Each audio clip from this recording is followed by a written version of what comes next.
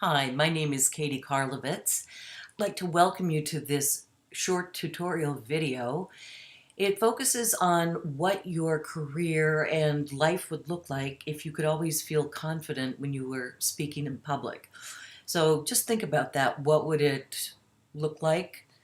How would you sound?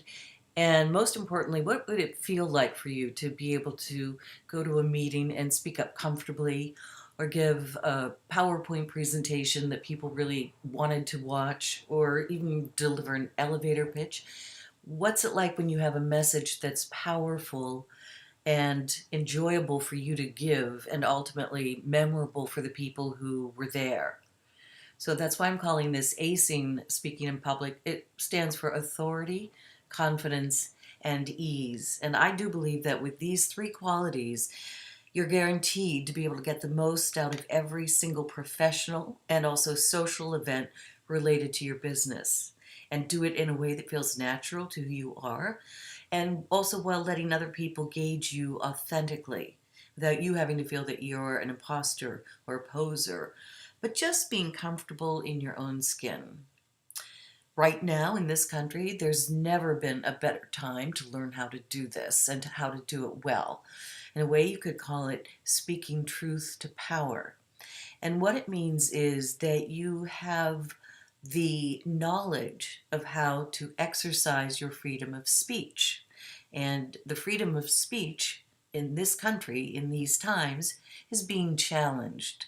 But it's in the First Amendment for a very good reason.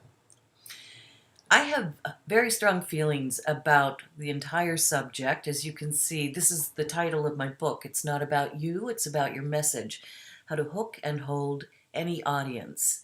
And you can also see that I have a very strong patriotic fervor about speaking freely. The design of the book shows that. But I wrote a book about it because it's so important. It matters so much in people's lives that they are able to connect with their message in real time in front of an audience or in front of a camera or in front of a microphone. So this is going to be a good tutorial for you if you sometimes feel that you're not quite fitting in. You want to say something at a meeting or an event, but you clam up. Or it's for you if you are tired of watching others speak up, whom you might even know more than they do, but they're the ones who speak up, they're the ones who get noticed, they're the ones who get promoted. So we go about, the first step is creating a sense of our own authority, because a lot of times I see very smart people who really know their stuff about their sector, their particular line of work, but they become crippled with self-doubt and feeling like a phony, which is called the imposter syndrome. And it's a wicked feeling that we get, and it's not because we don't know what we're talking about, not at all.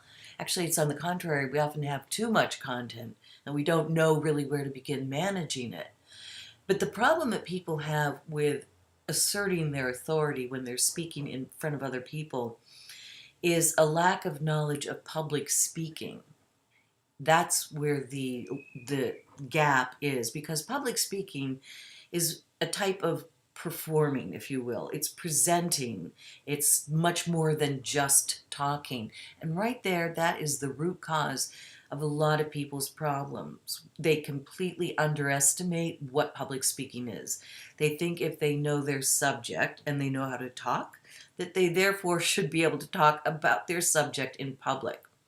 Not how it works.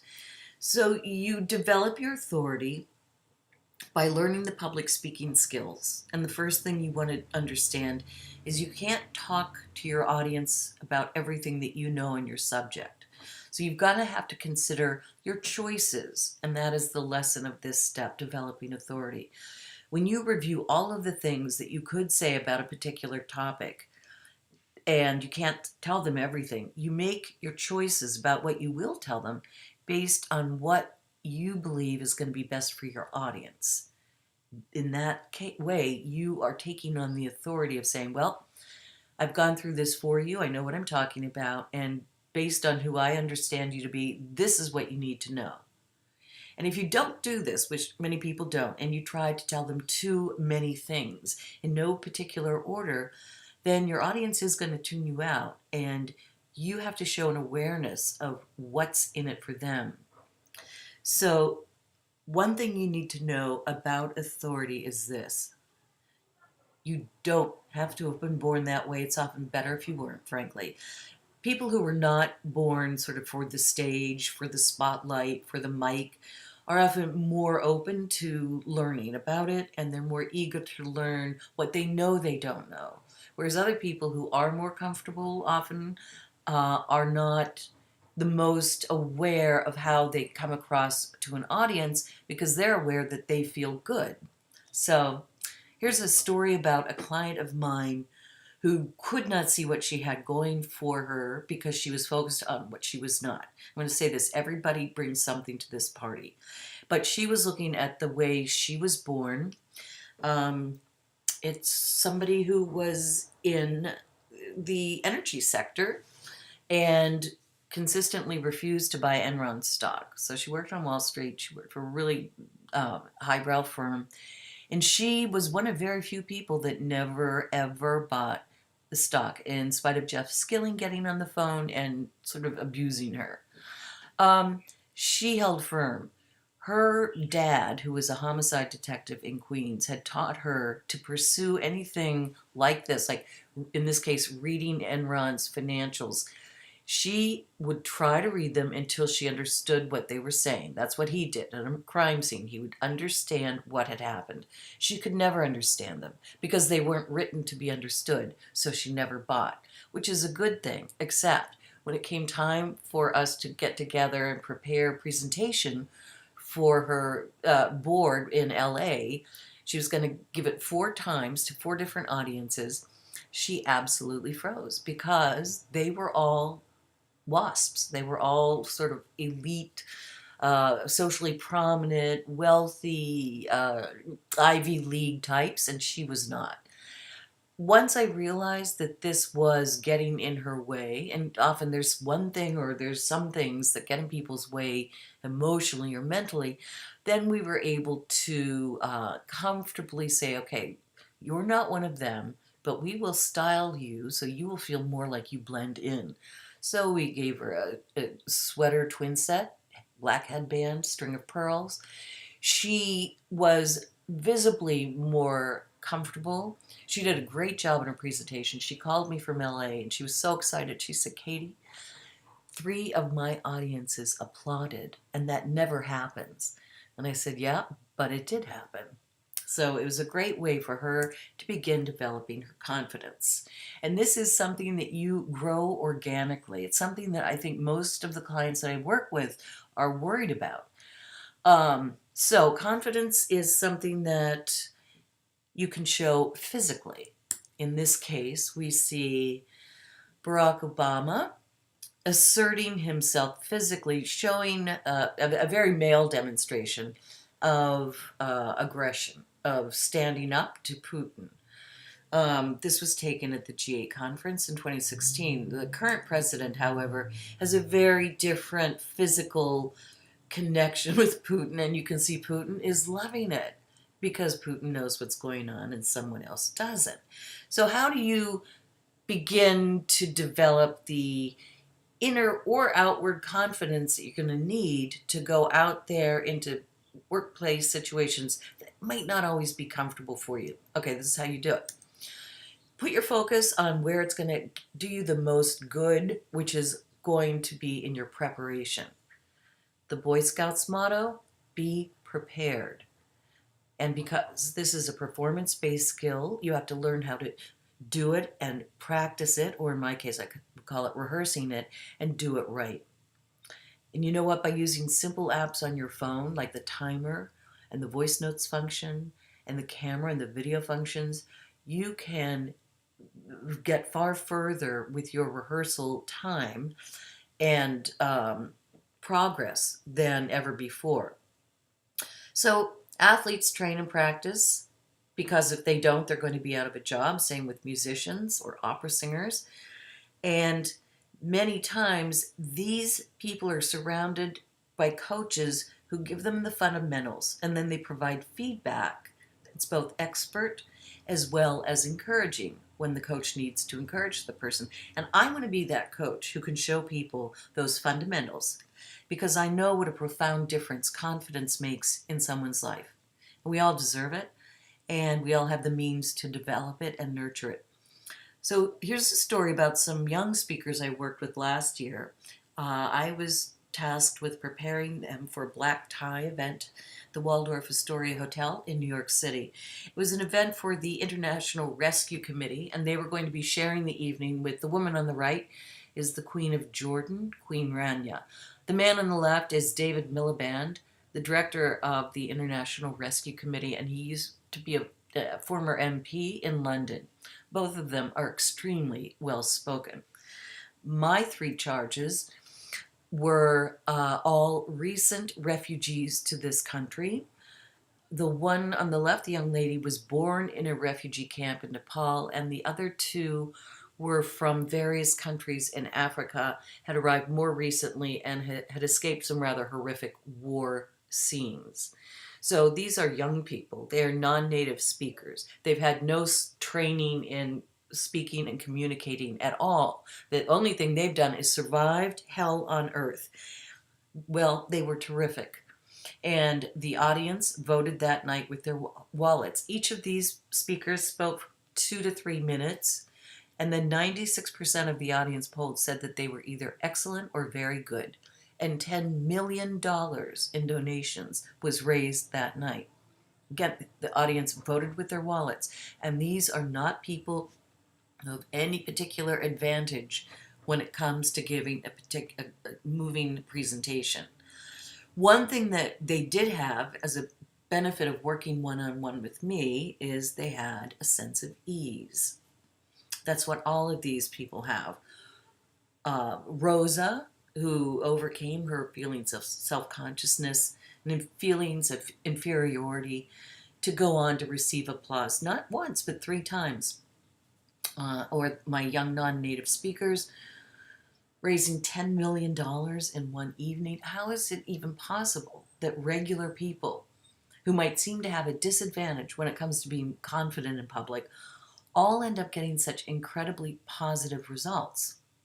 Well, that's where the last piece of the equation goes, and it's what makes everything possible.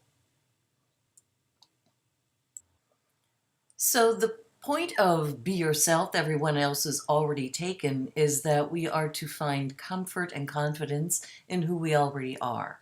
Many people are not aware of what it is about them that might make them interesting in front of an audience.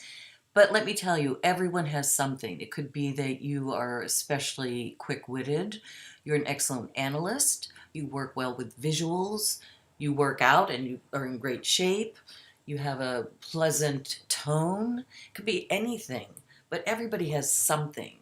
And that's imperative that people understand in terms of understanding you can do this. Now, you want to ask yourself, what happens if I do nothing? Well, if you do nothing, I wouldn't say that nothing would happen. I would guess that the whole premise of presenting and speaking in public would continue to gain a little bit of baggage, emotional baggage around you, and it could, over years, take on rather a hefty weight that you would be unnecessarily carrying around because everybody can do this. Okay, so the next question to ask is, what might be possible if I do take action? Well, action is where it's all going to happen.